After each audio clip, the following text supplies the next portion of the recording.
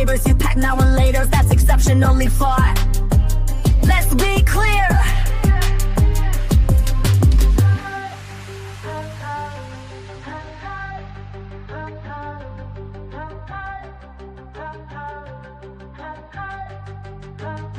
Let's be clear.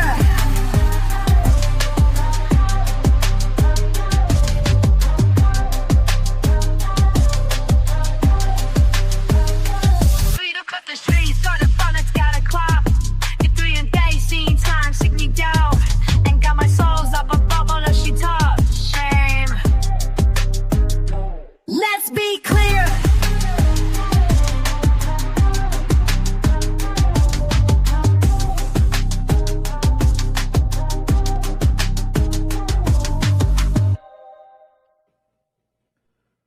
Home team. What's happening, home team? This your boy Blakberry Lorette. Sorry for the late start, but y'all know how it be sometimes on a Monday.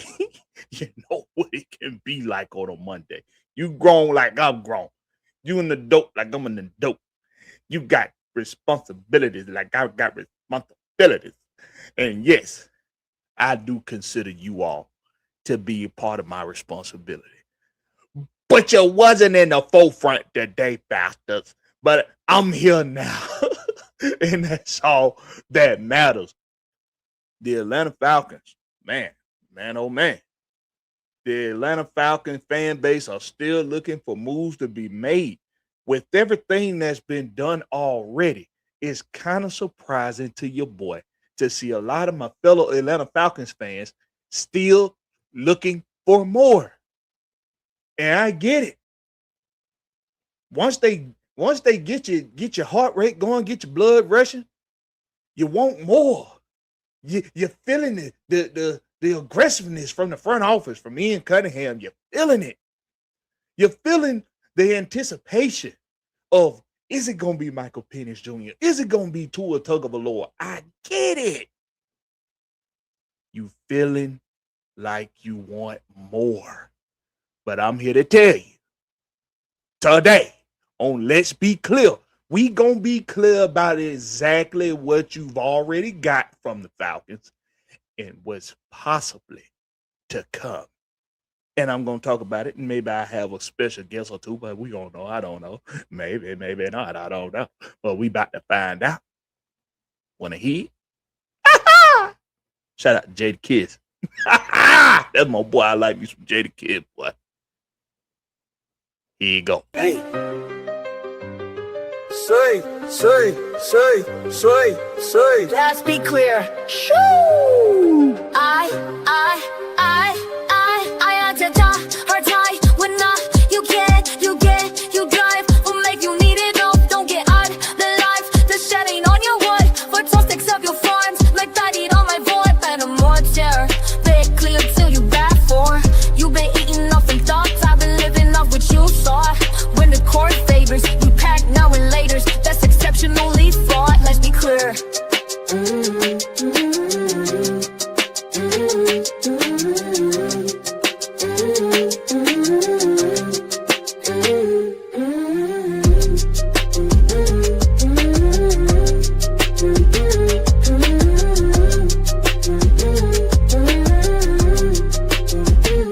Let's be clear.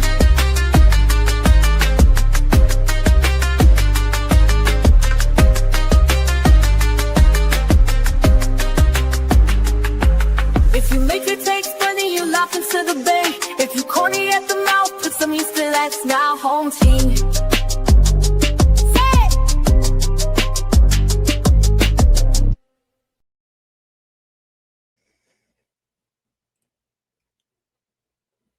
That's right, ladies and gentlemen, boys and girls, boys and squirrels, ladies and gentlemen, boys and girls, boys and squirrels. We appreciate y'all for tuning in. And as I said before, apologies for the late start. But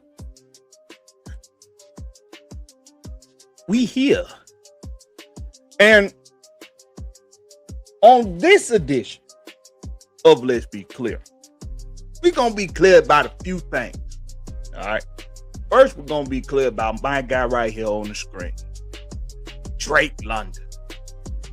Because I think it's kind of disrespectful. It ain't kind of disrespectful. It's very disrespectful to keep hearing so many trade scenarios for Drake London.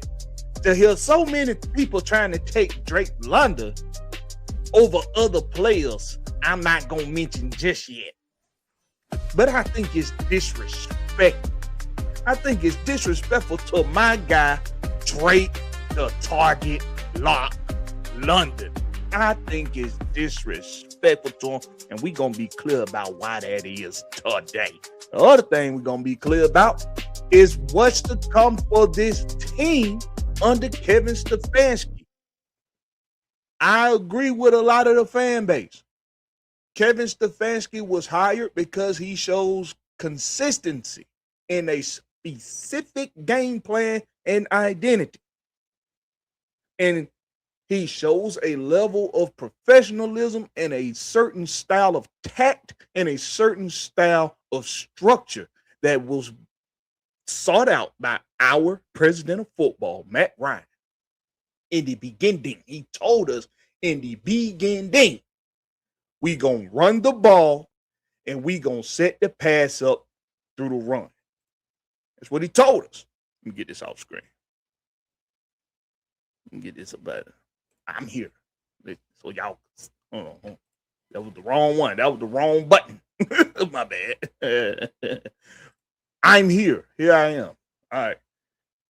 Camera might be a little too close, but what up? Hey, I'm here. Shit. I'm here, goddamn. I'm here.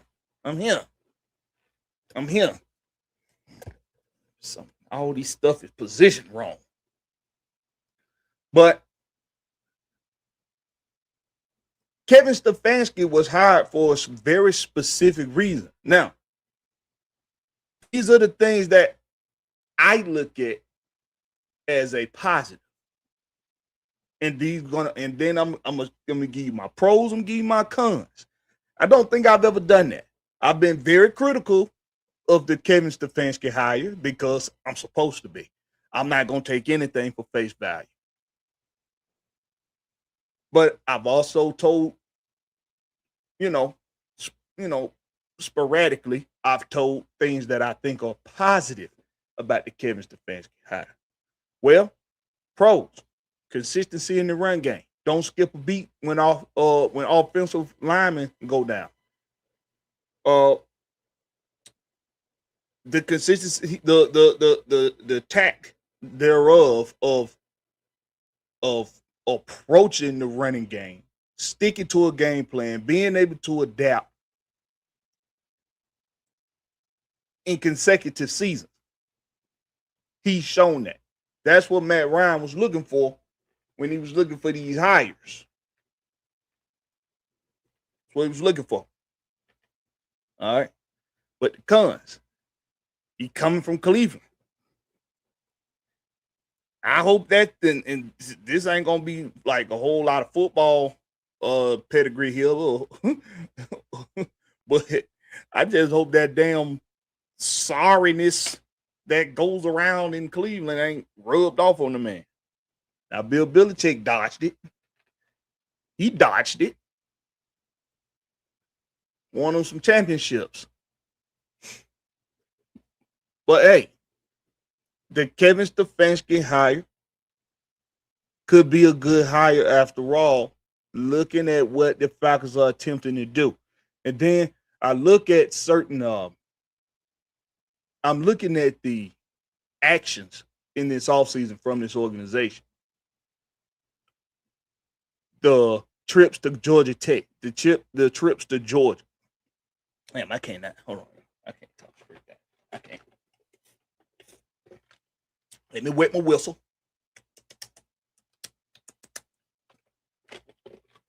I get to talking straight up in here. All right.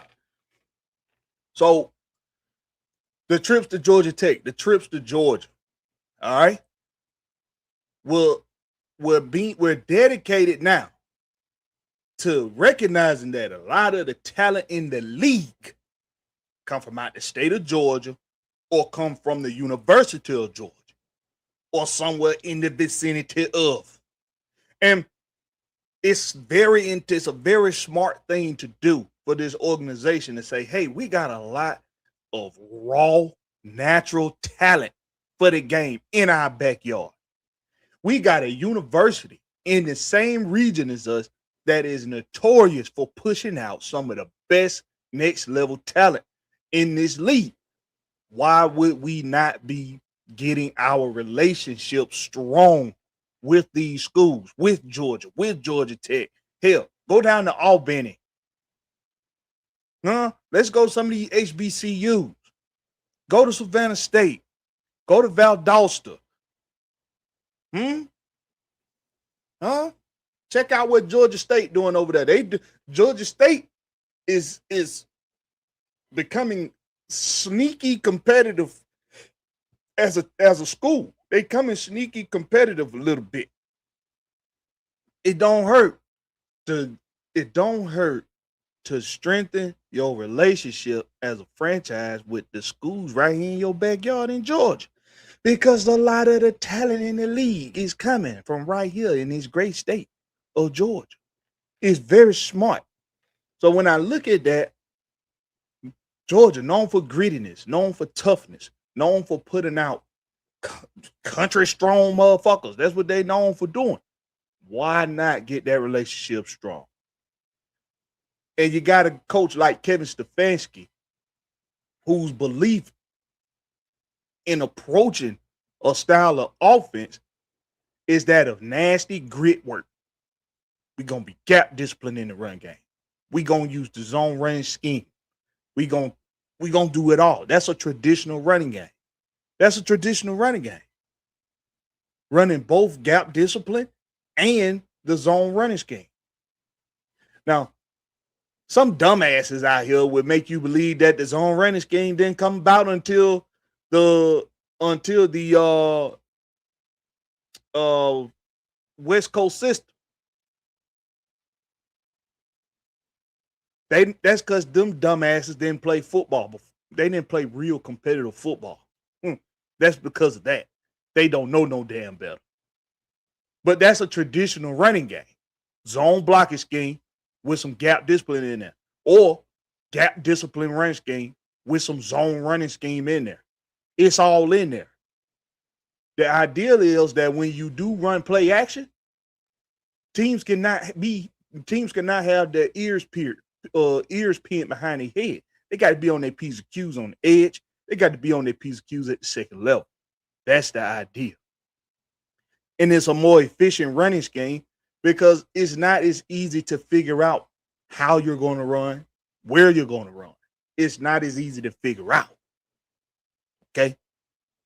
So you do got to have versatility at the tight end position, which brings me to our boy Kyle Pitts. So some of the conversation, let's be clear about this. Some of the conversation around the Falcons community has been Kyle Pitts wouldn't have been tagged if he's not going to be traded. I mean, he wouldn't have been tagged if they were just going to trade him. But those people must have never heard of a tag and trade. Hold on, y'all. Everything is just wrong. Chair too low. Mic all awkward position. Camera too high, low. I don't goddamn know. I guess it would happen when you took a little time off of streaming. Maybe that's what it is. I took too much damn time off streaming. Don't nothing feel like I was. But anyway. So the Kyle Pitts situation for me is if you can get back somebody that can do what Kyle Pitts has done. Let's be clear about that. What Kyle Pitts has done. That you can get that for less. For less. You can get that for 16. If you can get that for half of 16 mil, or hell, just even less than the 16 mil. If you could get that, that's all you need at your tight end position in this offense. You don't need a Kyle Pitts. Now, is it a benefit of having a Kyle Pitts? Absolutely. Absolutely. You can benefit. It is a benefit to have Kyle Pitts. Kyle Pitts is a mismatch in the middle of the field for linebackers. He's a mismatch for most safeties because of the height and the size. He's a mismatch in the slot because of the height and the size. And he does have that speed to be able to get a good stride, get away from some guys for a little bit. He can get away from guys after the catch a little bit, but it's more so in the department of the long ball that his speed is mostly the deep ball, where his speed is mostly seen. But his route running ability isn't savvy enough for us to see the speed that he has be effective in route. But the size makes the difference. Okay.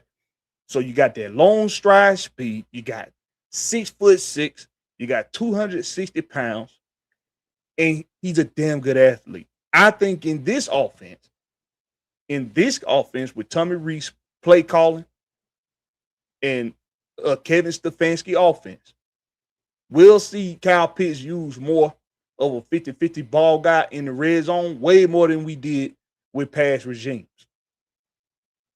That's going to make a world of a difference. But guess what? The effectiveness of having a Kyle Pitts ain't no different than the effectiveness of an A.J. Barner in Seattle. It ain't no difference. A.J. Barner had like 40-some catches, 500-some yards on the season, had 6 touchdowns in the end zone. Had 6 touchdowns. With almost half the yards, he had one more touchdown. With half of the catches, he had one more touchdown than Kyle Pitts. A.J. Barner did in Seattle. That's effectiveness. See, when we talk about yards and the amount of catches and the amount of targets and all of that can be, it can play tricks on you, right? It can play tricks on the mind. But when you say, okay, well, how many times they scored? We always highlight, I'm gonna put me in this. We always like to highlight the rookie season of Kyle Pitts. 1,000-yard season. Breaks the tight end record for amount of yards in their rookie season by a tight end. Looks real good under Matt Ryan as far as the yards go. Only had 1 touchdown. 1. He only had 1 touchdown his rookie season with Matt Ryan. So, what was the effectiveness of the 1,000 yards? What was the effectiveness of breaking the tight end rookie record? It wasn't very effective, was it? It was what a lot of us would call stat padding. That's what a lot of us would call stat padding. 1 touchdown in his statistically best season as far as yards go in his rookie season. 1 touchdown. Like I said, A.J. Barner in Seattle this past season, half of the amount of catches, nearly almost half the amount of yards, and had 1 more touchdown. His yards and catches look to be a lot more effective than Kyle Pitts. And when I asked the question, and I think I did this, I was in somebody's chat. I want to say it was Gatsboy, my boy Gatsboy Speaks. I was in my boy Gatsboy Speaks chat, and I asked the question when they was talking about that. I said, "Well, half of the people don't know who AJ Bonner is. Half of us don't even know. Hell, more than half of us probably don't even know who AJ Bonner is."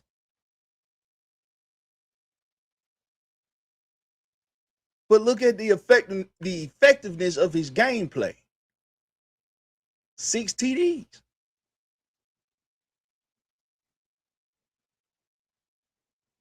And then when we go look at certain things like this, I did.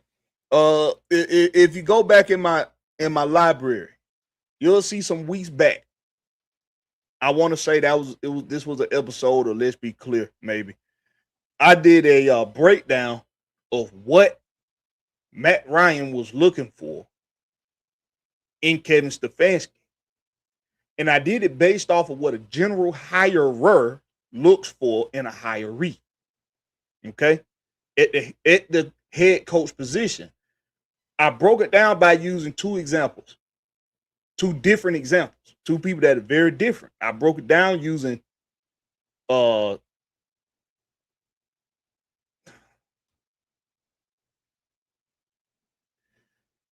on, remember your names, Blakberry. I broke it down using Andy Reid, and I broke it down using Andy Reid and Sean McVay. Ooh, we told y'all about it. All right, so I broke it down using Andy Reid and Sean McVay, right? And I said, look at these two guys, very different in they come up. I'm gonna go find in a little bit. I'm gonna go find the link to that video, and I'm gonna drop it. I'm gonna drop it so y'all can click on it just in case you ain't seen it. But I looked at what the hire were for Sean McVay in LA, what he looked for, the consistency that he looked for in Sean McVay, and why he thought Sean McVay could be the franchise long-term option at head coach for his team. And the rest is history. Andy Reid, different upbringing.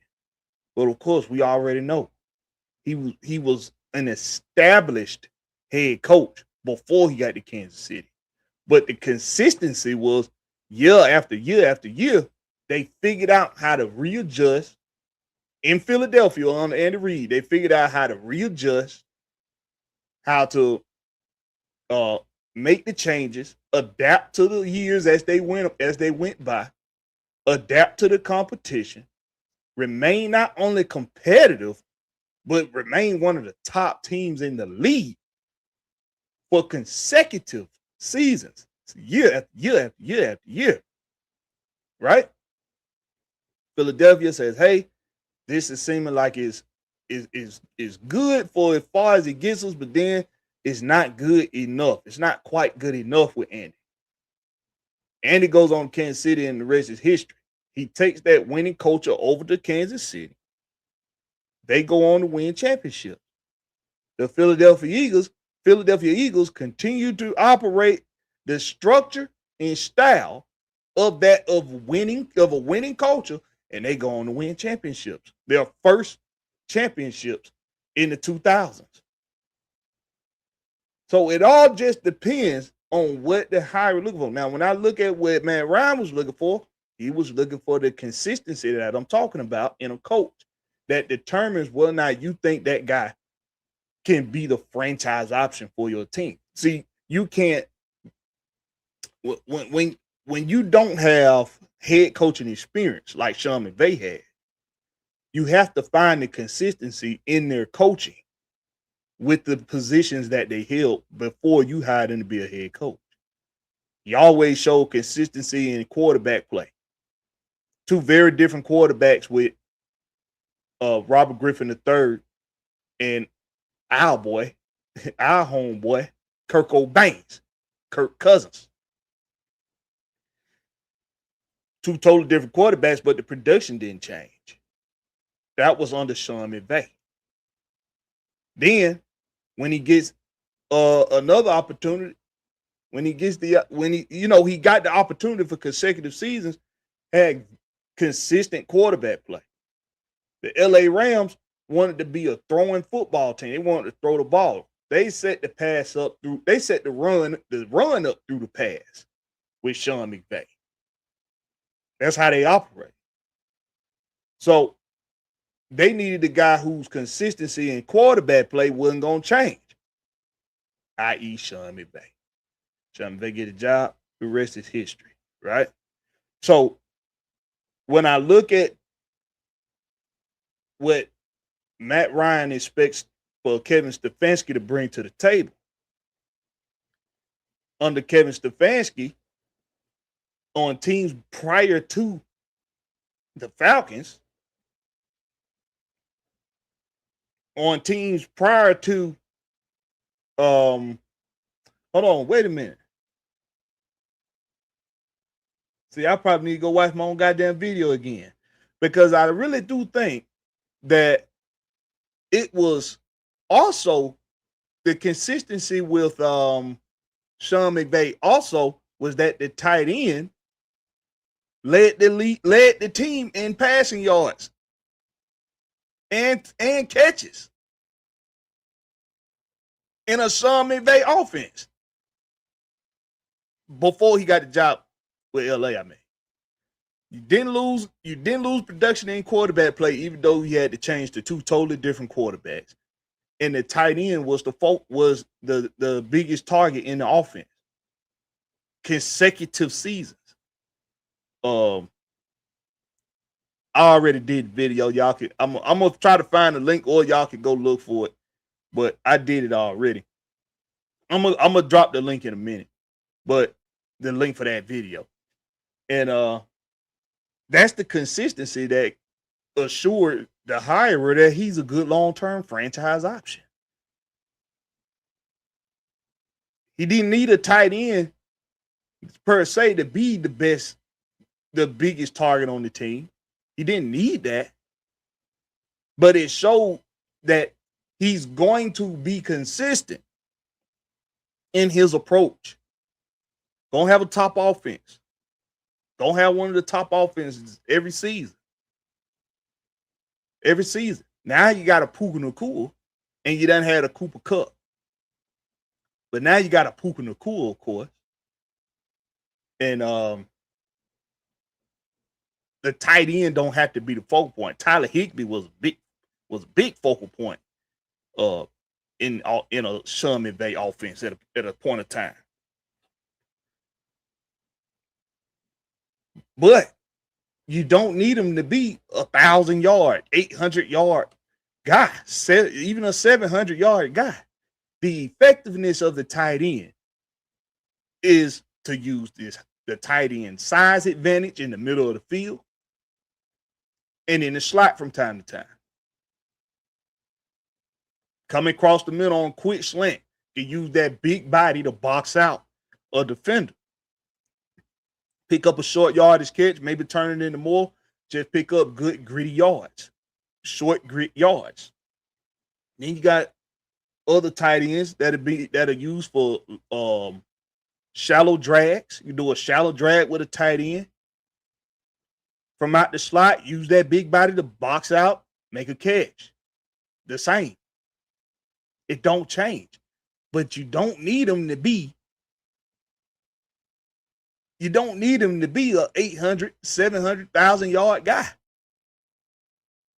AJ Barner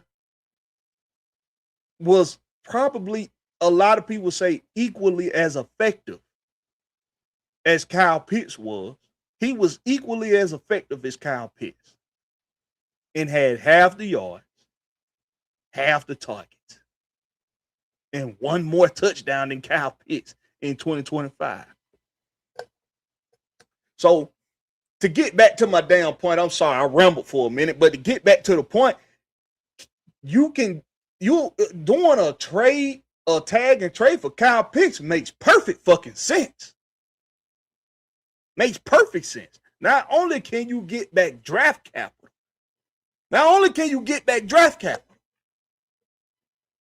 but you can also get somebody that's going to have the same effectiveness as him and pay a whole lot less. And pay a whole lot less. My boy Gats Boy Speaks. He put it out there that what if the Falcons could get a trade done with the Eagles to get Goddard and picks for Kyle Pitts? I say, why not? Goddard. Go there. I always want to say his name more fancy than what it pronounced for some reason. But Goddard, he said, what if the Falcons did that for Goddard? For Goddard. God, it's weird saying Goddard, y'all. It's weird for me to say Goddard. That's just a weird. That's some English muffin shit right there. That's a goddamn English muffin name, Goddard. I can't. It's tough saying that damn word, man. I don't like how it come off the tongue. I don't like how it come out my mouth. I don't like it. But back to my point. Goddard might be coming off an injury, but he ain't coming off no injury like a torn ACL. He ain't coming off of that or a torn Achilles.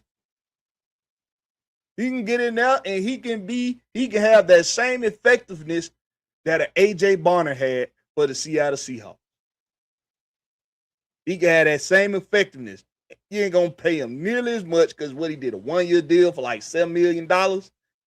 He did like a 1-year, $7 million deal. The Eagles could look at Kyle Pitts as a long-term guy that they're gonna pay. That he could be detrimental in a system with Jalen Hurts. Give Jalen Hurts a bigger, finally a big target in the open field. He ain't had a big target like Kyle Pitts before. He ain't. Eagles might be like, yeah, we'll take Kyle Pitts. We'll take Kyle Pitts for Jalen Hurts. We'll take him. They just might say that. Maybe. They just might. I don't think so. I don't think the Eagles will do it, but it's not far-fetched to think that wouldn't be a good deal for both the Eagles and the Falcons. It saved us money. It saved us lots of money. And we get somebody who's been just as effective as Kyle Pitts and costs less money. You don't need a Kyle Pitts to win a championship. You don't. I want to do. Who was the tight end? Hold on, let me see.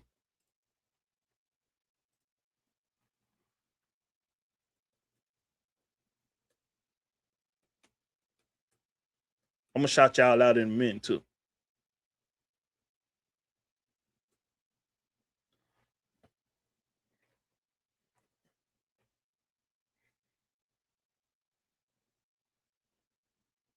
Oh, come on, Hunter Henry.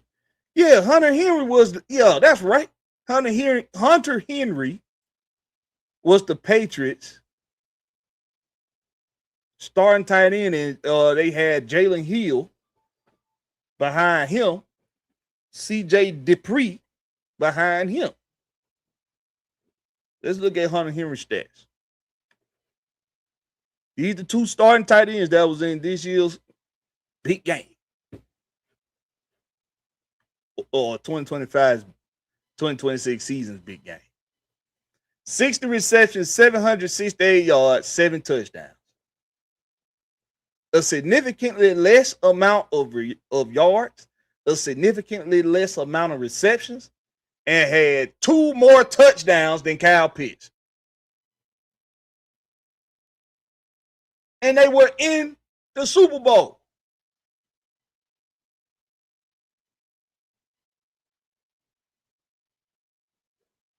Let's see what that's what's missing my over the cap. Let me put over the cap in here. Let's see what Hunter Henry get paid. Hunter Henry.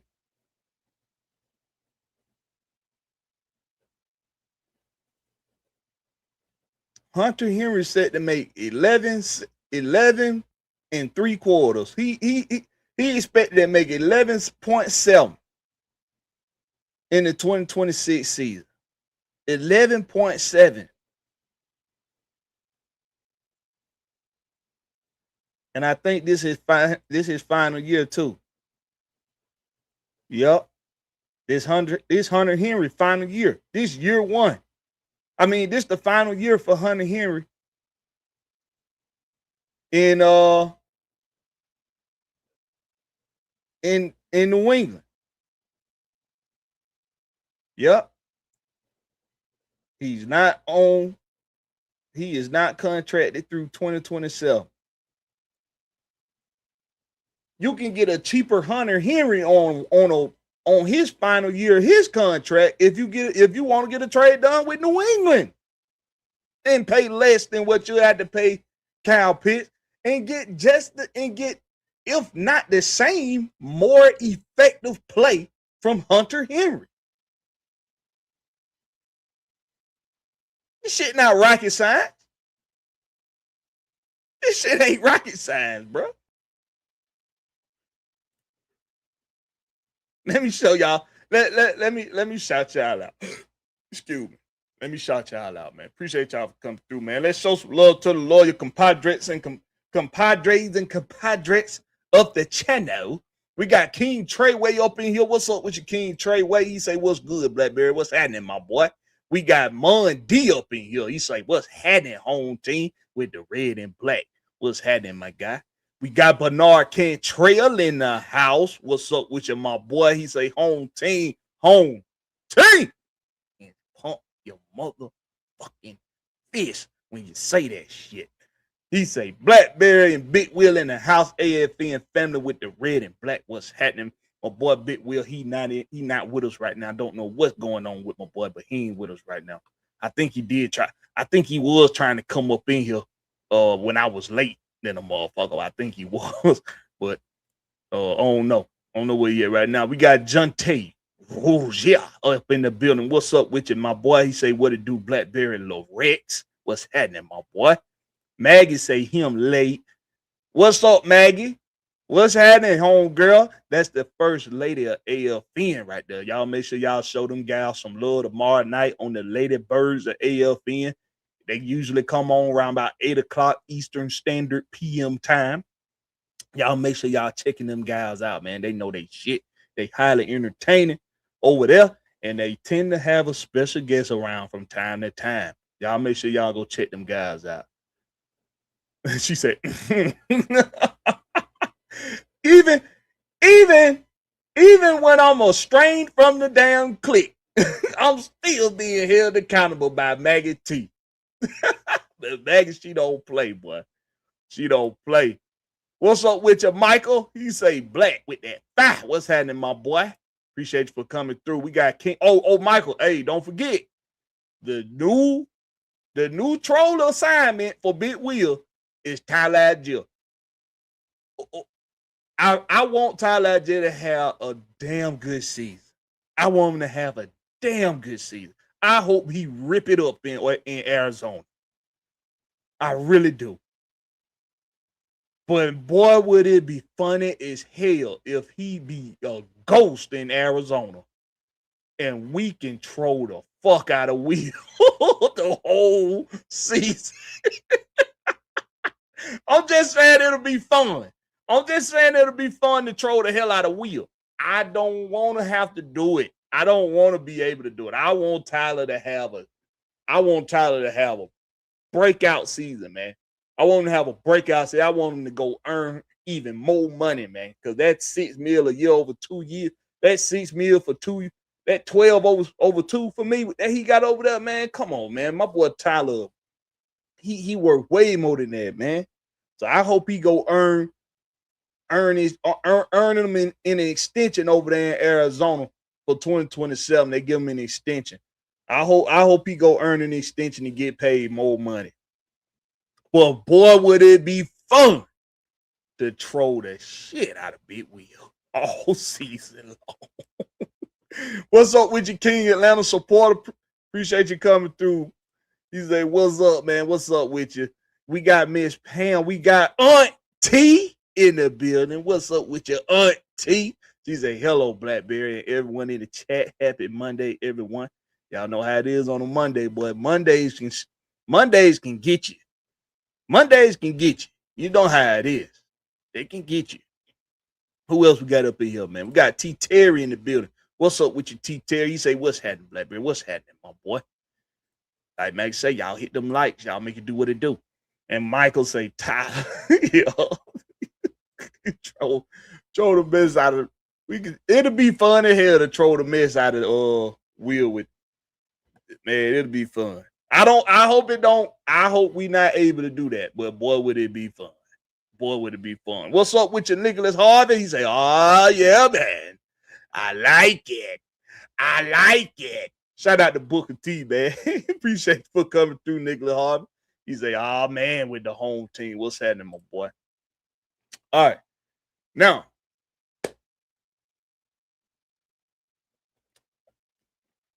let's be clear about this. This guy on the screen.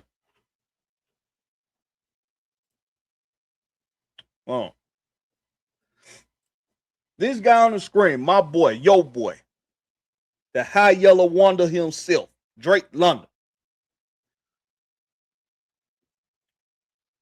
I think it's highly disrespectful when I hear anybody devaluing this man's importance to our offense. And it's really baffling to me because if you wasn't watching the games, then I get it. If you wasn't watching the games, then I get it. You don't know nothing about this dude if you weren't watching the games. If you just had the game playing in the background while you sitting at the table playing Uno or you at the table playing dominoes or spades or something all on Sundays, you stuffing your face for Sunday dinner, the game just playing in the background. You're not paying attention to really what's going on. You don't look at the screen till you hear the oohs and the ahs.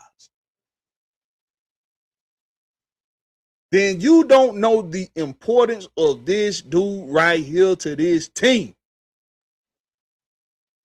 Because those of us that's been paying attention and that's been watching, we saw this young man right here go out there and bust motherfuckers' heads at receiver.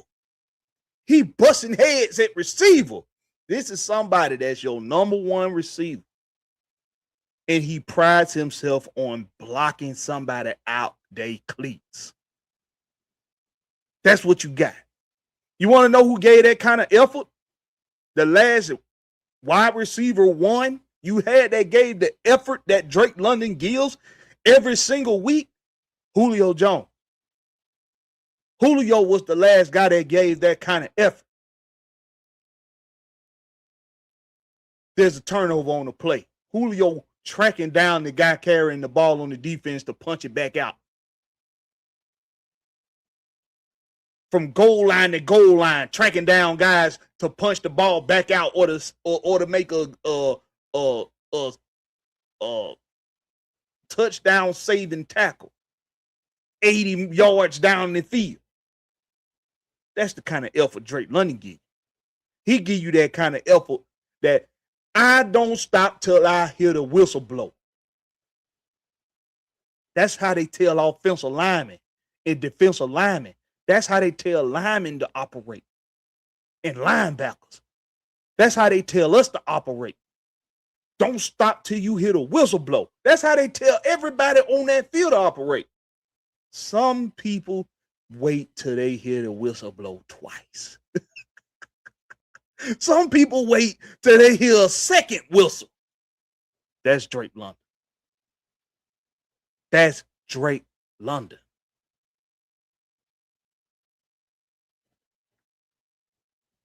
The way this guy go get 50-50 balls in college.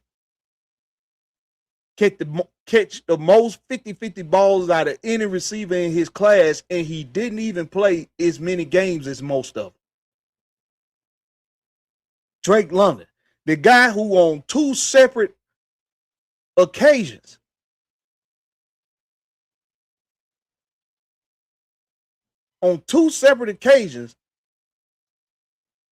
had his way with every team in this division. Drake London. You know how Mike Evans is the unstoppable force in the NFC South, or was? Nah, no boo-boo. Tampa Bay sucker nil fans. But Mike Evans was the guy that was the unstoppable force in the NFC South. Guess who it is now? That guy. This is the best receiver in the NFC South. This is the best receiver in the NFC South right now. The young boy in Tampa Bay still got a lot to prove. The young boy in the young boys in Carolina got a lot to prove. This is the best receiver in the South. And it's people devaluing his value. It's people saying that they will take Kyle Pitts over Drake London. When you can't count on two hands you can't count on two hands how many receivers are capable of doing what Drake London does week in and week out.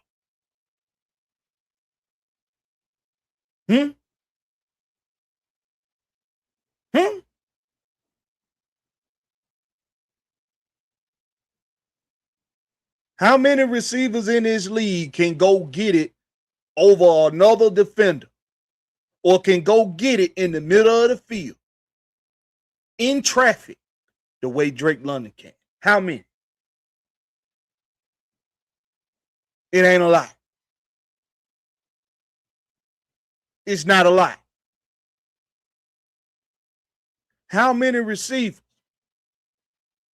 can block not only secondary guys out their cleats, but they can go block linebackers out their cleats? How many receivers can do that like Drake London? Not a lot.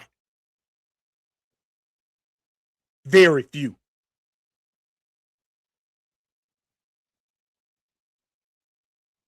Well, for what Kyle Pitts can do, or let me change that. For what Kyle Pitts has done, I can go get many guys to do that at tight end.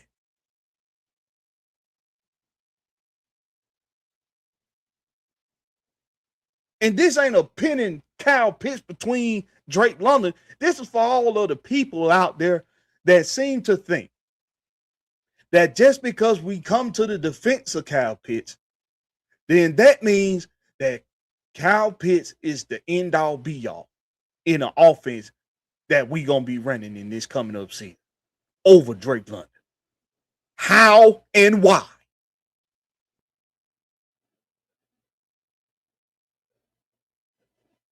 When I turn on the tape, Drake London is exponentially more effective than Kyle Pitts. It ain't even close. It ain't even close.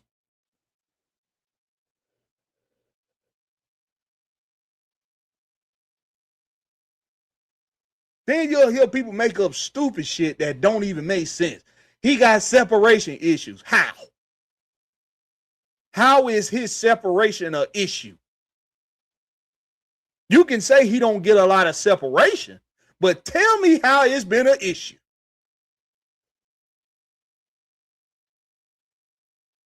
Because when I go look at his numbers, I don't see an issue. Matter of fact, how much separation matter in the red zone? Because he sure hell ain't got no issue there.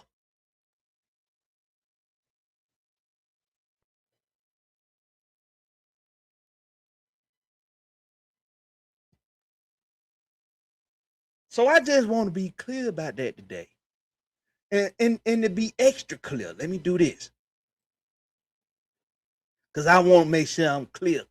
I want to be super duper clear. I want to be super duper clear about why Drake London is more effective than Kyle Pitts. Hold on one second. I'm going to get it. Oh, bear with me. Hold tight. Because everybody's very familiar. Everybody's very familiar with Kyle Pitts' numbers because that's all we've been talking about this offseason is what Kyle Pitts has done or did in 2025. Might I add you more so with Kirk Cousins, exponentially more with Kirk Cousins than with Michael Penix Jr. But we ain't even talking about that right now. All right. Drake London, how many games he started in this season? Let's see.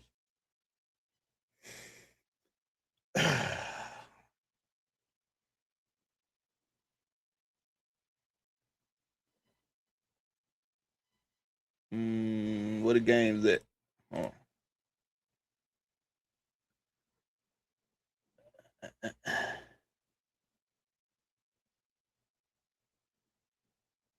Games played. All right. In 2025, he played in 12 games. Drake London. In 2025, Drake London played in 12 games. Playing in my ear.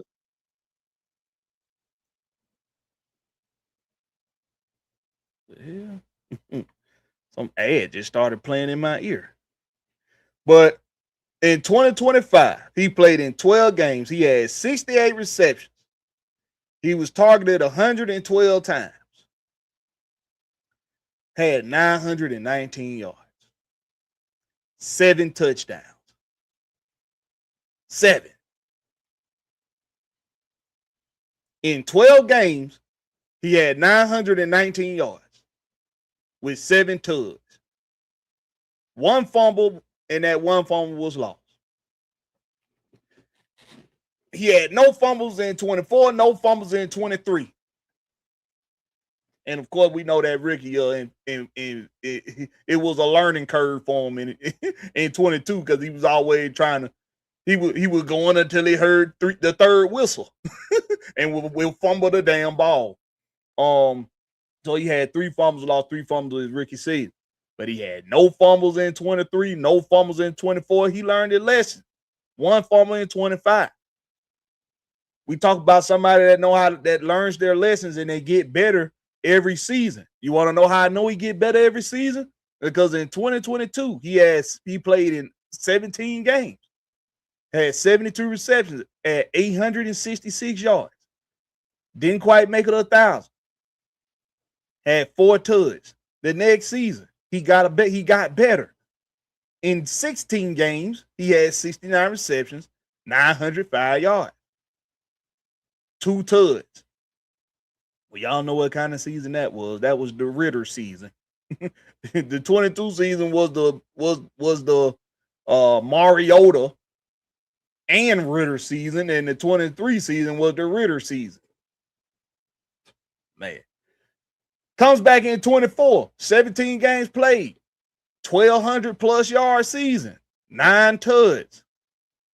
And in 12 games in 2025, in just 12 games, he missed 5 games. In missing 5 games in 2025, he had 919 yards received, 7 tugs. So we talking about a guy that gets better every season, despite the quarterback drama we've had since Matt Ryan left. Despite that drama that we've had at quarterback, despite the drama we've had at head coach and at the offensive coordinator, at the play calling, despite that, he's gotten better season after season after season. He just needs one more game, and he got over 1,000-yard seasons a 1,000-yard season in 2025, and he missed 5 games. And he still got in the end zone more than Kyle Pitts. The shit we see Kyle Pitts do, we don't see Drake London do. The fumbling the ball into a defender's hands. Or let me not say fumble. The bobbling a catch into a receiver's hand, into a defender's hands. We don't see that from Drake London. The lollygagging into the end zone because you done got some separation and got you a touchdown and damn near fumble the ball at the goal line and turn the ball over.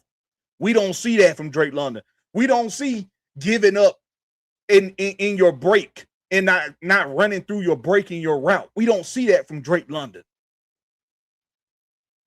And for somebody that gets all the criticism with his route running, Drake London has do get a lot of praise on Sundays from the people, from the commentators that's watching him carve up corners, carve up secondary guys in his route running prowess, in his route running savviness. He's savvy enough to get away from guys, to get a step on guys. All you need is a step. A step is separation. All season long, we hear other former receivers highlight Drake London's ability to use head fakes, his ability to trick a defender into thinking he going one direction and he goes another. You ain't got to be crazy quick, crazy fast to do that. Like I said, if you just got the game on in the back while you stuffing fried chicken and mashed potatoes in your goddamn face on Sunday, and you don't pay attention to the screen until you hear the oohs in the eyes, you don't know what I'm talking about. You don't know what I'm talking about. If that's how you spend your game, if that's how you watch your football games, you don't know what I'm talking about. The disrespect for this man need to stop. It's sickening to me. And it's even more sickening when punk ass content creators like Michael them over there devalue what this dude bring to the table. Especially over motherfucking Kyle Pitts, who can't dance.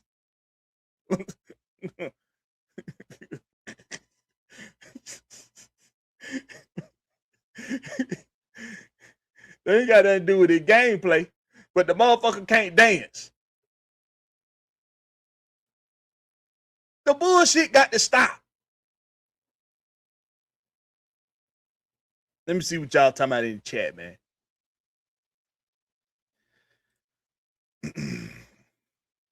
Niggas always say, back up the truck for this, man. I'm telling you. I'm telling you. And when he done emptying out that truck, bring another one. Bring another one. Nicholas Hobbs say people act like receivers like Drake growing trees. Tell me about it. You cannot replace a Drake London the way you can replace a Kyle Pitts. You can't.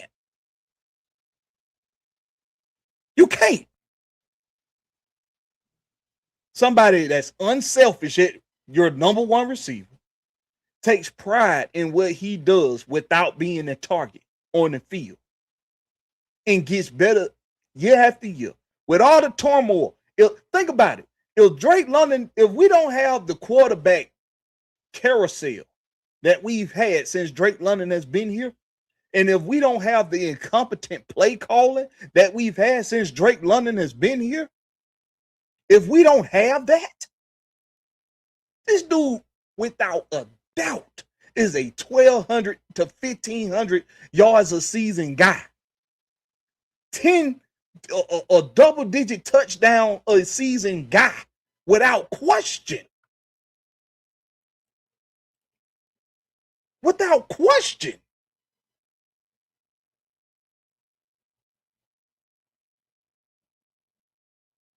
But you would take Kyle Pitts over Drake London. Shut the fuck up. Everybody's entitled to their opinion. But that don't mean your opinion ain't dirt doo shit. Everybody entitled to think what they want to think, but some of us got whacked on the brain, water on the brain ways of thinking. Some of you smoking crack that say that Drake London ain't as valuable as Kyle Pitts. And you ain't even smoking the crack that keep you coming back for more. You're smoking the crack that make you quit all drugs. Like, ooh, no, don't want to feel that again kind of crack. If you telling me that this man right here ain't the most valuable receiving option on your team.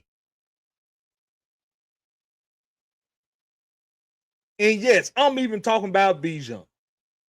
He's even more valuable in the receiving game than Bijan. Absolutely. The disrespect need to stop.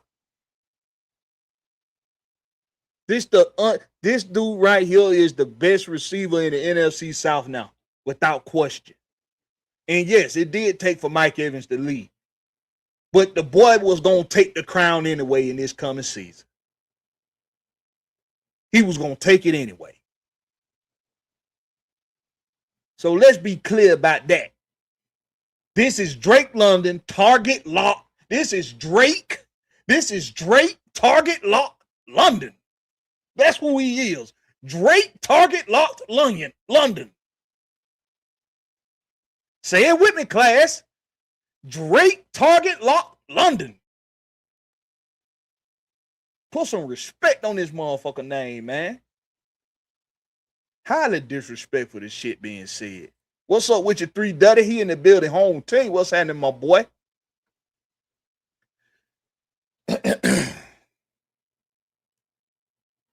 You say, I'm counting on one hand.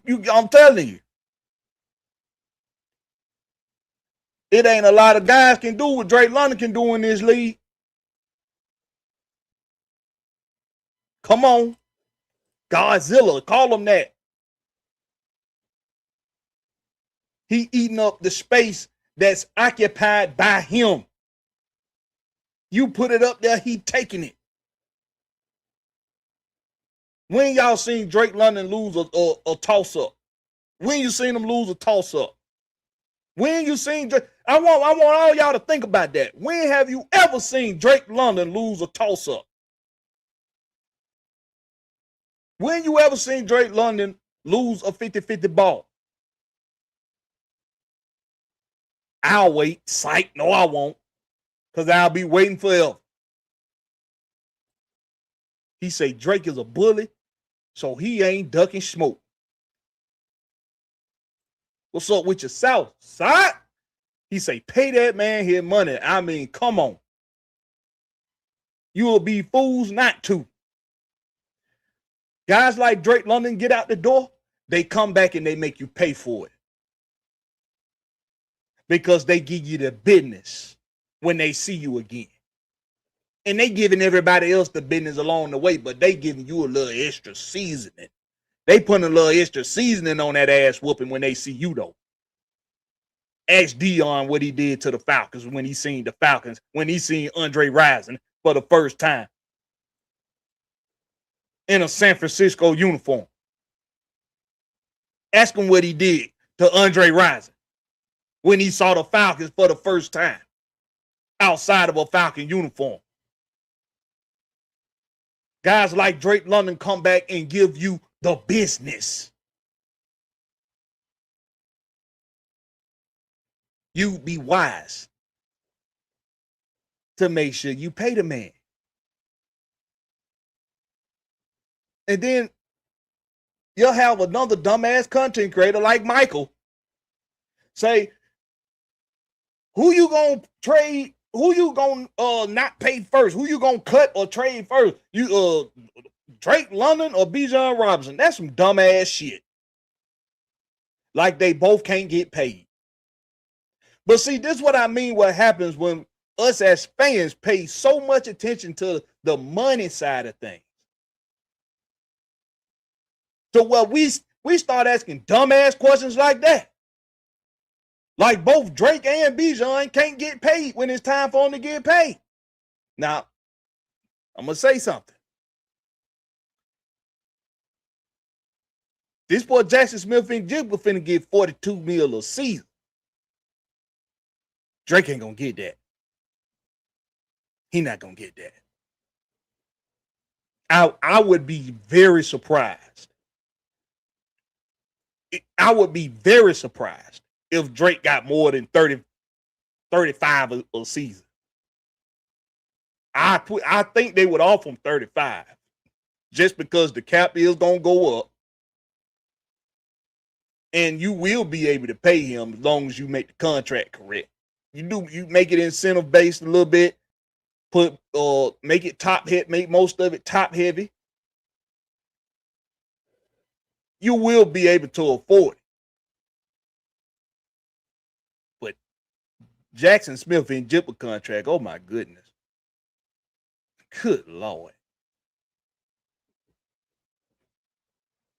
Alec Pierce getting 30. I thought the next contract would be like 35, 36. This dude finna get 42 a year. Goodness gracious. But you can absolutely get a deal done with Drake London, or get a deal done later with Bijan Robinson. Get a deal done later with whoever your quarterback gonna be. Because I'm gonna put it to you like this. This is what I believe. What I believe is whoever the quarterback gonna be in 2026, that's gonna be our quarterback for the coming seasons into 2028. In my opinion. So even if it's Tua, we'll see Tua in 26 and in 27. The good thing about Tua is you can do a season, you can do a veteran minimum for his ass in 27 too. That's a perfect situation for the Falcons. Perfect. So by the time 28 comes, you would absolutely be able to pay a quarterback and Bijan and Drake London. And if we trust the scouting process, if we trust the recruiting process, let's be clear now, you can't talk out both sides of your mouth. You can't say that we don't got to pay guys. We can get guys that's cost friendly up in here and be able to compete. Well, you can do the same thing if you paying a few guys the market value outside of Drake, outside of that 42 million. Yeah, I don't know about that, but you can definitely pay guys what they looking for mostly. If you trust your scouting and recruiting department to be able to fill in the spaces with competitive talent that are cost friendly. You can afford to pay a few guys. You can afford to pay a number one receiver, a number one quarterback, and a number one running back the caliber of Bijan Robinson. You absolutely can do that. With the way this is going, you're not going to have to pay a quarterback until 2029. Because if it's Tua for 26 and 27, and it's Michael Penix in 28, guess what? You can franchise tag that nigga Michael Penix in 2028 and make him prove that he deserves an extension. So by the time 2029 comes, you got eons of money. You got so much money that you can play with. That you got you got all these salary caps going up. The money that's being funneled through the NFL is getting higher and higher year after year. Think about it.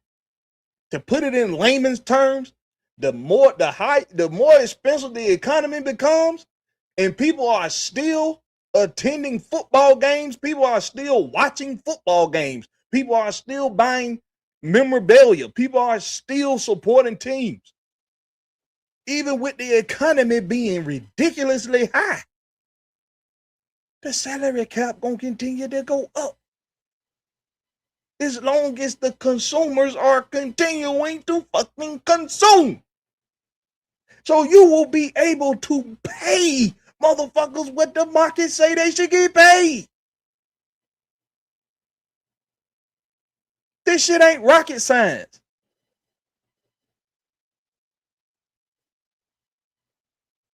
You absolutely can pay this man.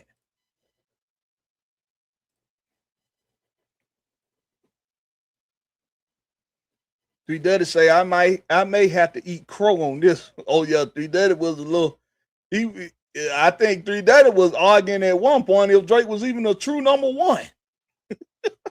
But it wasn't only him. It was quite a few people. It was quite a few people. He say basketball players that play receiver has a different separation definition. Exactly. Wingspan, the ability to jump for the ball, the ability to box out. These are things that when you can imply them to your football game, it takes you to it puts you in a different category. It puts you in a different category. Jimmy Graham at tight end. He was one of those guys. It put him in a different category. Tony Gonzalez, it put him in a different category. Darren Waller, it puts him in a different category. Rob Gronkowski, not nearly as athletic as the guys I just mentioned, but his basketball sense to be able to box out because he was a damn good basketball player, he was able to implement that into his football game. Jonte Rozier say, I can't dance either, Blakberry. He can't dance. Kyle Pitts can't dance, bro. T-Terry say, Tua will love Drake jumping ability. Drake could have played for the Hawks. He can jump out the gym. Come on. Michael say, I'm willing. Josh, he probably say, I'm willing to take Joshua Simon with match Pitts and he blocks. Like I said, bro, the effectiveness of the tight end position for what we've gotten from Kyle Pitts, we can get from an abundance of tight ends. We can get the effective play of a tight end from an abundance of tight ends that you need to win a championship with.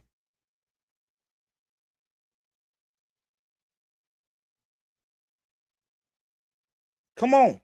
You telling me Tucker Kraft ain't in Green Bay? He not as effective as Kyle Pitts? You telling me Hunter Henry not as effective as Kyle Pitts? You telling me AJ Barner wasn't as effective as Kyle Pitts? You trying to tell me that Darren Waller in a comeback season wasn't as effective as a Kyle Pitts? You telling me Likely wasn't effective as a Kyle Pitts? And he wasn't even a number one tight end. Come on. Tampa Bay got two tight ends. Buffalo got two tight ends. You telling me Dalton Kincaid and Dawson Knox not as effective as Kyle Pitts?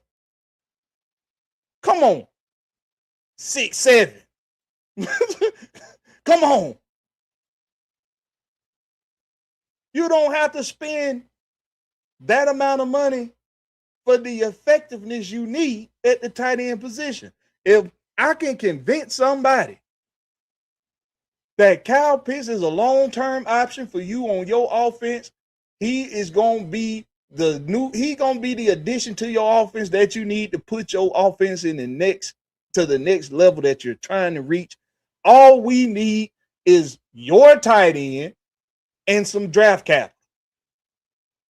I don't know what kind of draft capital you get. Maybe you do. Maybe you can get a Goddard in a third round pick in this year's draft, or maybe you can get a Hunter Henry and a second round pick for 2027. Maybe you can get that, or a third round for 2026 and a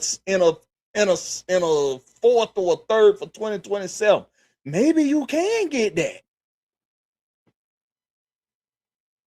It's going to cost you less money. You're going to get the same effectiveness, if not more. If not more. Come on now. What's up, man? What's up, everybody that's in the chat? Appreciate you for coming through. April Thomas, I think that's that's old boy from that be on the eye test a lot. That's Ron. What's up with you, Ron? We got ATL in the building. What's up with ATL 251? He say facts. Definitely easier to replace Pitts over London. No doubt. No doubt. No doubt. And we got a GM that's expressed his idea on how valuable it is to have draft capital. He looks at it as currency. He looks at picks as currency. So if he can get picks and he can get an effective tight end for Kyle Pitts, spend less money at the tight end position, still compete at the tight end position, get guys that's great at doing what you need to do in this offense, the blocking scheme, the passing scheme, the play action game. You can get that from a Hunter Henry. You can get that from a Goddard. You can get that from a Tucker Kraft. You can get that from all of these guys on top. Everybody I done mentioned. You can get that from Jawan Johnson. You can get that and spend less money than what we about to spend for a tight end. We talking about picks. We talk about staying competitive and not having to pay that amount of money. Come on, man. And setting ourselves up for the future and still being able to compete for now, but it don't make no sense. I told you, some of the motherfuckers y'all listen to, y'all better start paying attention. You better start paying attention, man. ATL say, what's your thoughts on Red Murdoch, linebacker from Buffalo? Let me look up Red Murdoch.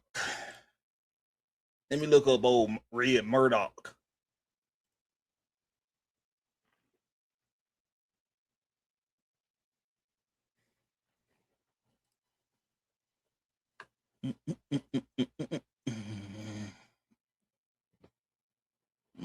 I don't know too much about Red Murdoch.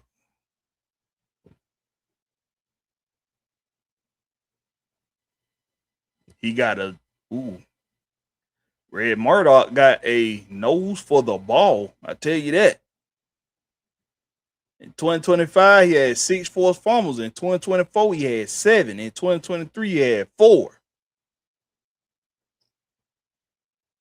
142 tackles in 25, 156 in 24, 58 in 23. Is he what is he? Is he a free agent?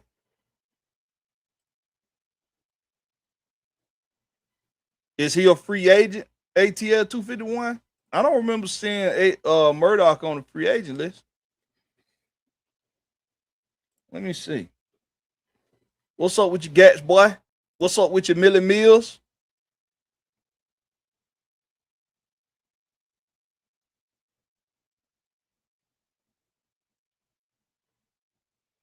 Millie Mills say, so if all these tight ends can have play with the basketball sense, then what the fuck is wrong with me? Oh, I get it. The nigga a freshman. He a fisherman. I don't know why I thought it said freshman at first. He a fisherman. It ain't all his fault, Millie Mills. If they used him more in a basketball sense, to do what the Jimmy Grahams and the Tony Gonzalez's and all them was capable of doing, if they use him like that, then maybe he would, have that, out. Maybe a lot of us would see that out of him. But it just ain't, it ain't happened in 4 seasons. It ain't happened. It hasn't happened in 4 seasons. We haven't seen that basketball sense that the great tight ends have shown. We just ain't seen it. We ain't seen it from a guy that's 6'6", and that's a freak athlete out there in a mismatch at his position. Well, he's supposed to be a freak athlete. We just ain't seen it. And I really think if it was a true ability of his, one of these offensive coordinators would have utilized it by now. Somebody would have utilized it by now. Arthur Smith would have utilized it. I mean, we haven't seen it. We ain't seen it, man.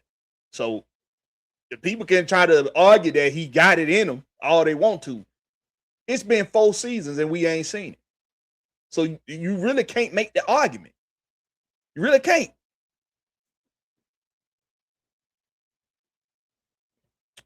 What was I about to do?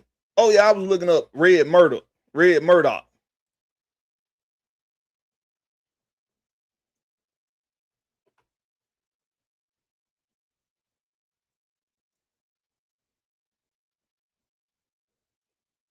Huh?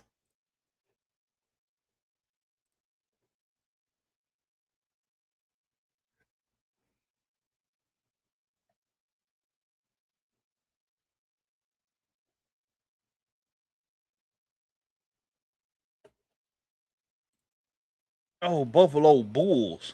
I'm tripping.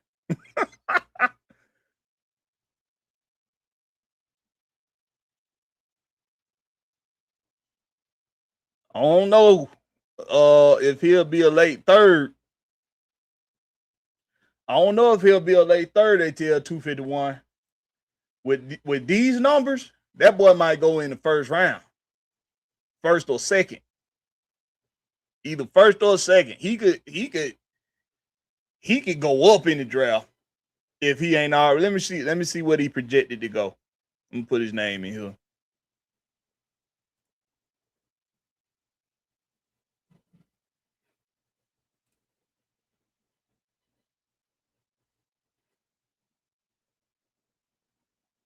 Somebody out there was talking, but sounded like they could have been trying to talk to me. Well, you right. He ain't in the top 50. Probably because of the school he go to. All right, Murdoch. Where you at, Murdoch?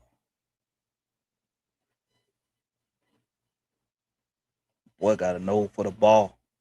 All right, so yeah, you right. That's where he projected to go.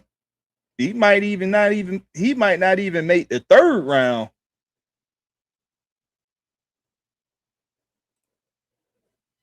He might not even go in the third. 6'2", 232, hometown, Pittsburgh, Virginia.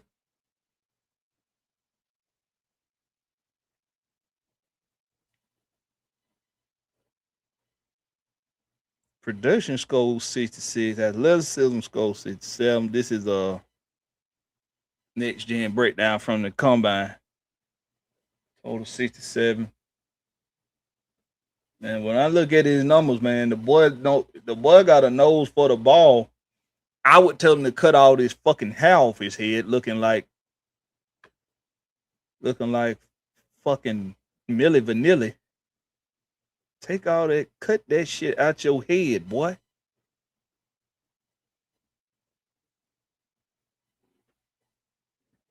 Red Murdoch. You might have done put me on to somebody else because he was. Hold on, what? Hold on, see. Sometimes I write guys down and I forget. Maybe he is on my list already. Let me see.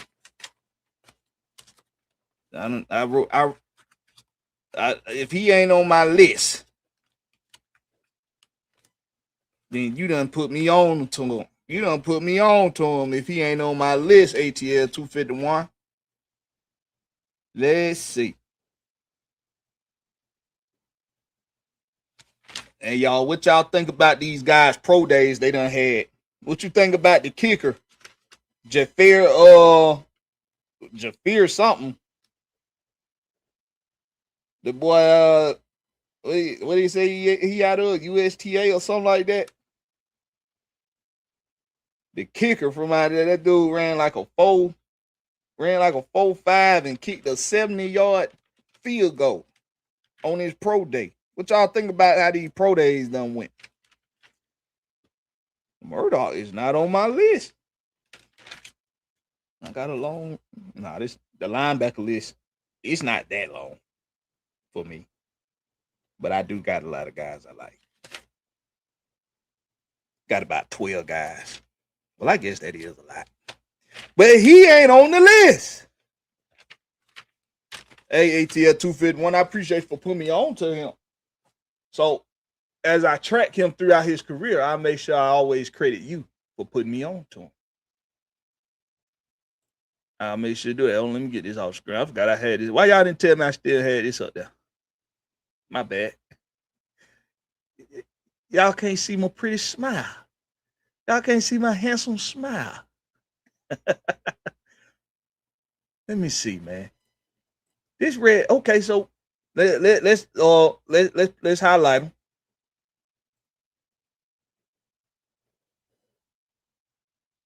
I ain't say nothing wrong with them. Ain't nothing wrong with them. No, I'm giving you your props. You put me on to somebody that when I got to go look at his tape. I got to go look at his film now. But you definitely don't put me on to him.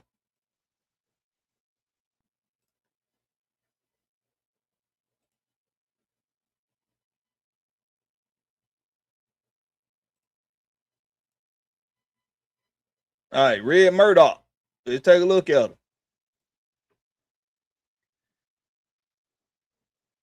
Buffalo Bulls, 6'2", 232. Got some big hands. Got big hands. Got a good reach on him. Got some good size on him at 6'2", 232. Got some good size on him. Need to cut this Milli Vanilli shit out of his head.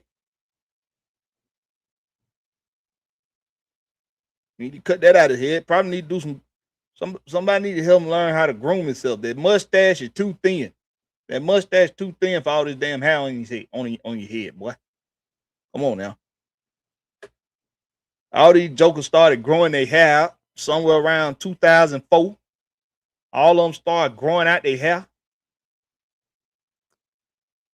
My generation started growing. Ever since we started growing out all our hair, all of us started growing our hair.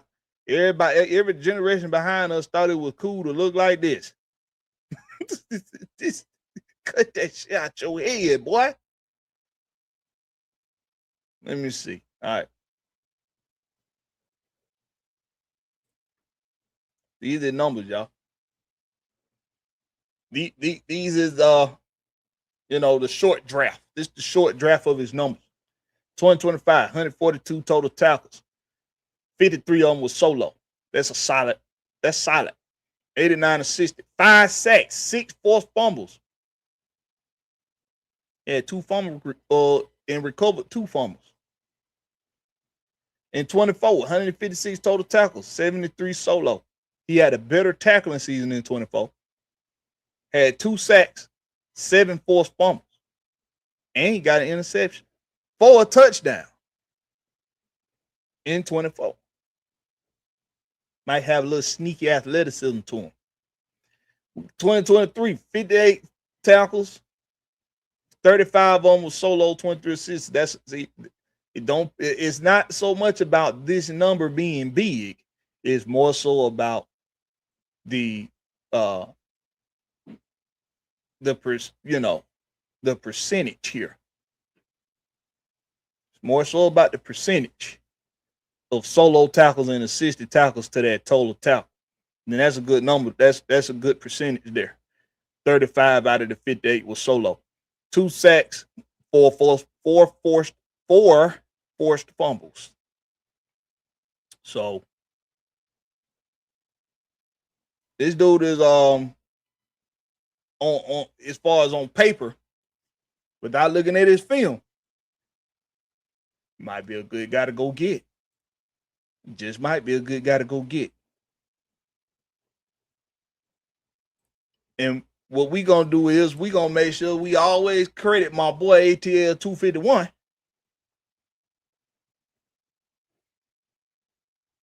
Oh, you asking what's wrong with him? Oh, well, see, I gotta go look at his tape. When I go look at his tape, I'll let y'all know. I'll let y'all know what he can work on. But right now on paper, he's an attractive prospect on paper. Let me see what else. Somebody else asked a question. Ron asks, what's your thoughts on the cornerback Snead free agent? Let's go pull up Snead. Let's go pull him up. Oh, I know.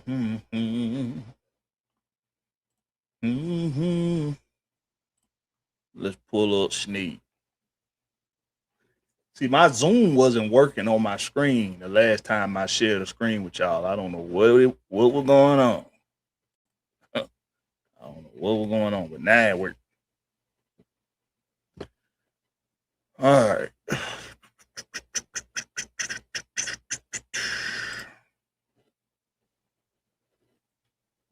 Jerry Snead. Let's check out Jerry Snead.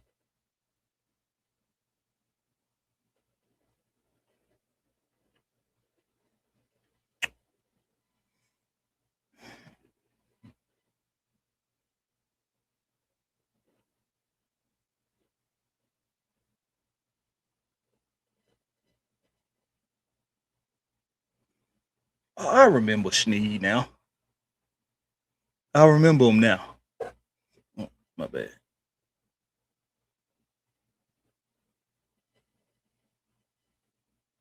I remember, but I'm still not familiar with his game.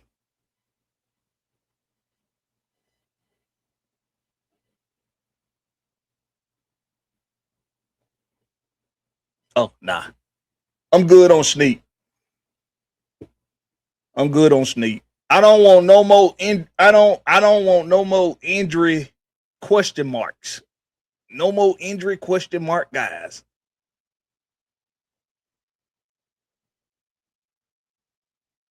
Nah.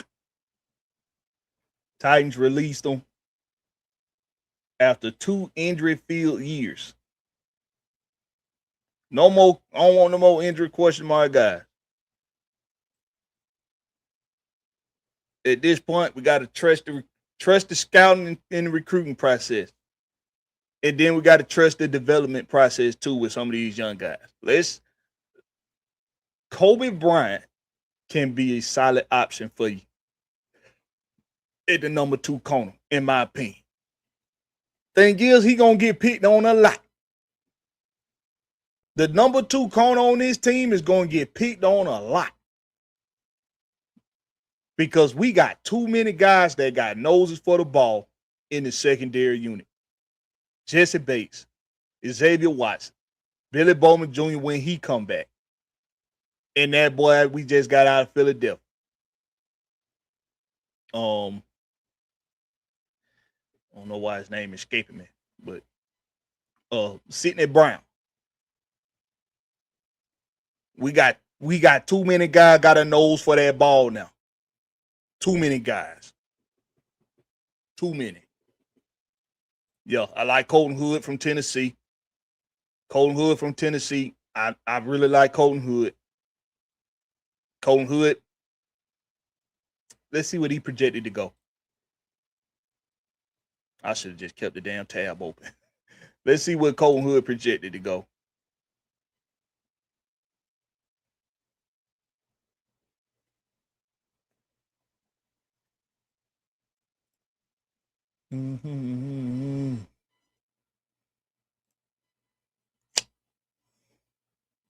Let's see if it's possible we can land Colton Hood. Nope.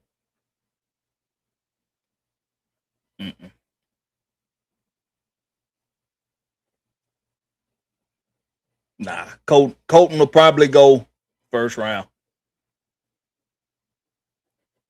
Because I do think there's a lot of cornerback options in this draft.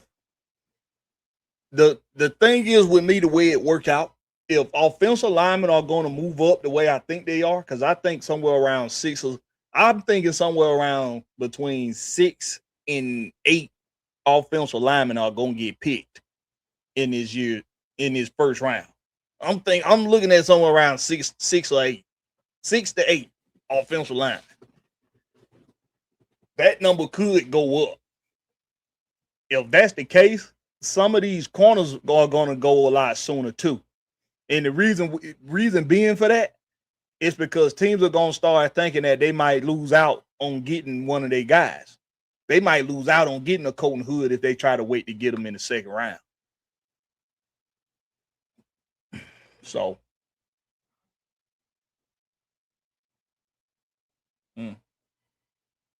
but I definitely like Colton Hood though. Definitely. Different Brown, yeah, he 5'2".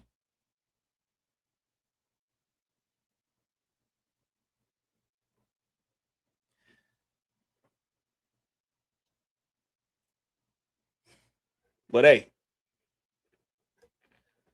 what'd you say, Bernard? Bernard say he fell off after he left Kansas City, but it might just be Tennessee. Yeah, you right, Bernard Cantrell, but it ain't for me. The needle don't move enough. You feel me? The needle don't move enough for me to have another injury question mark. Just for me finding the, lack of a better way of putting it. It just don't move enough for me. Now, one last thing I want to be clear about before I get up out of here. We got to be clear about something. What the Atlanta Falcons are doing as far as refurbishing this team. Some things are common sense, right? Some things are common sense. And I get it's a thing now, common sense ain't common. True that. But some things are just way too obvious. Okay? You got a new regime in here for a coaching staff. You got a new head coaching regime. You got a new front office structure. That's something that's being overlooked. This front office structure is different from what the Falcons have ever had before, especially in the past season.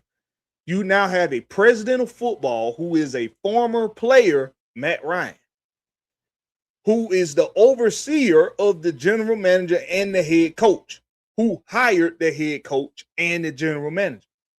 The front office structure now is different.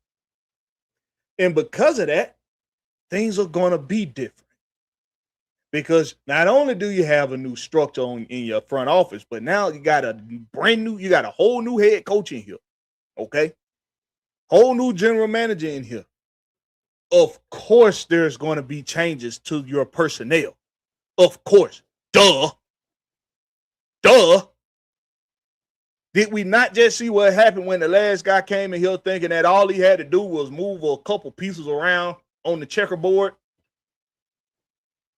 I could just skip, and get crowned. King me, skip, king me. That's what the last guy thought he was gonna be able to come in here and do.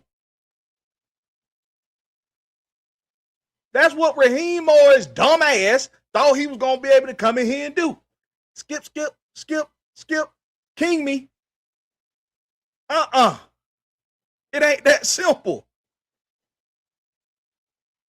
He told everybody, he told the world, Raheem Morris, I'm only here because of the quarterback play. If it wasn't for the quarterback situation in Atlanta, I wouldn't even be here. That was him telling everybody, this gonna be a cakewalk for me. All I got to do is give y'all a quarterback. He didn't think about the intangibles. And when you don't think about the intangibles, when you don't think about the minutia,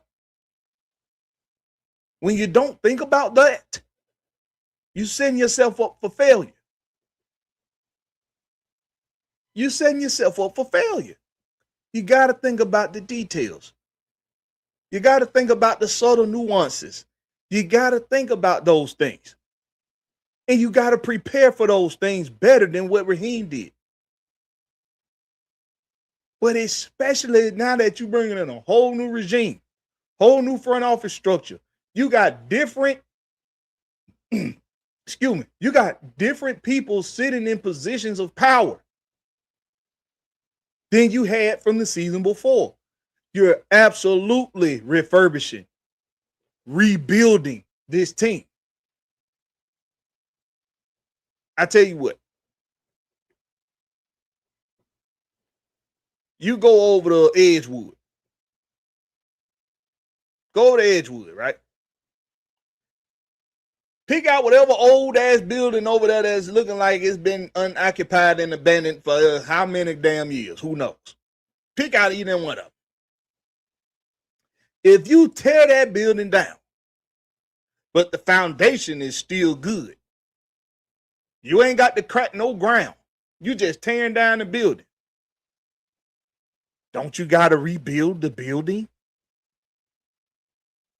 The foundation is still there, but you still got to build the motherfucker on top of it. You still got to build the damn building. That's called rebuilding.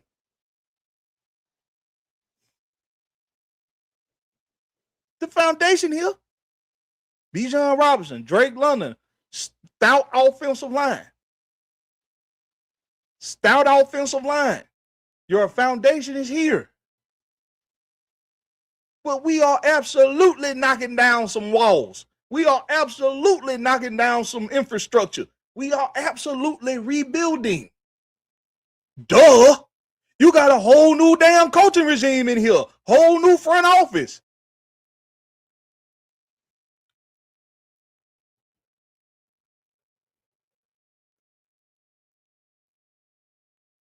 The groundwork is done. The foundation is good.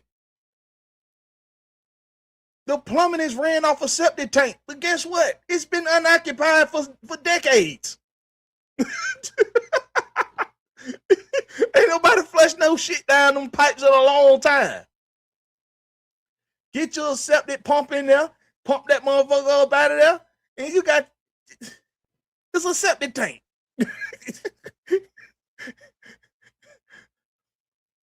The foundation is there. But you absolutely knocking down some walls. You absolutely refurbishing the roof. You absolutely are doing that. You're absolutely redesigning this team. You're absolutely doing that. Duh.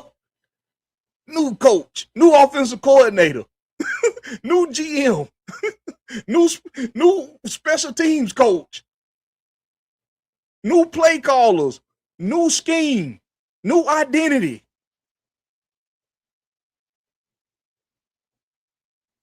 Some shit just, y'all, come on, man. Come on.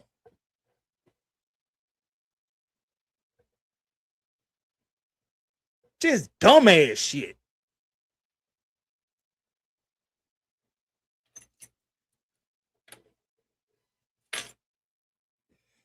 Before I get up out of here, man, I want to shout out Bit Low Country.